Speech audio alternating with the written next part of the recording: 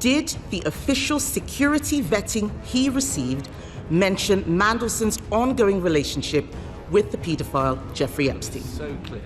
Prime Minister. Yes, it did.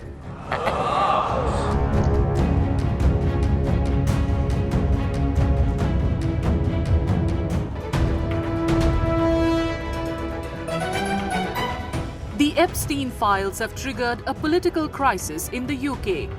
British Prime Minister Keir Starmer never met Jeffrey Epstein, but his leadership is under threat because of a controversial decision.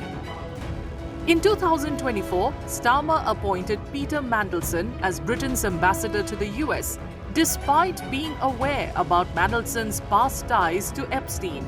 Documents suggest Mandelson stayed in contact with Epstein even after his 2008 conviction for sex offences.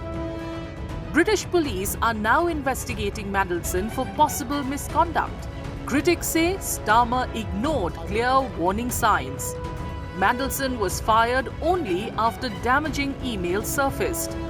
Starmer has since apologized to Epstein's victims and admitted that he had believed Mandelson's lies. All this comes amid the Labour Party's slide in opinion polls over the economy and the cost of living. After promising clean politics, Starmer is now fighting for political survival.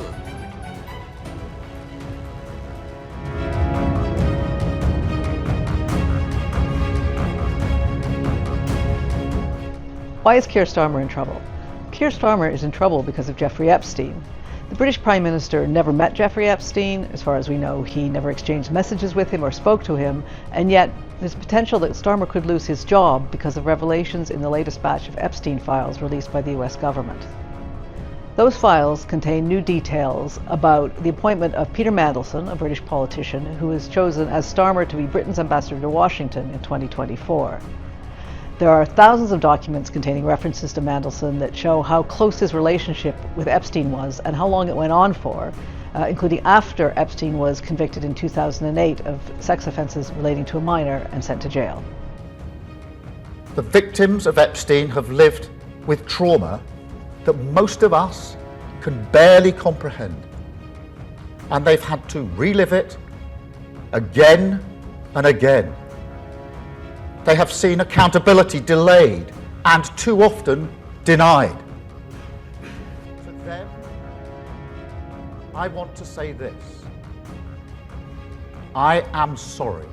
What did Keir Starmer know? That's a key question that his future as Prime Minister might hinge on.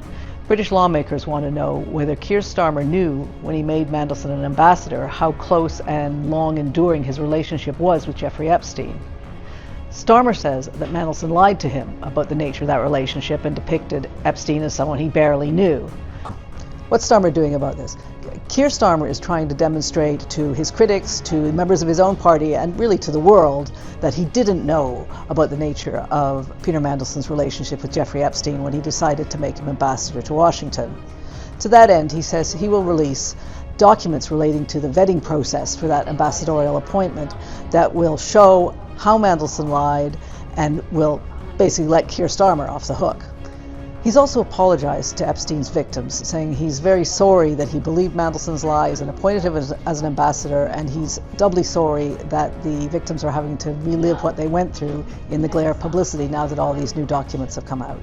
And thank you very much indeed also for that very typical 11th hour intervention by you with your phone call. When will we see these documents is a good question, because despite Keir Starmer's intention to make them public, the government's not entirely in control of the process.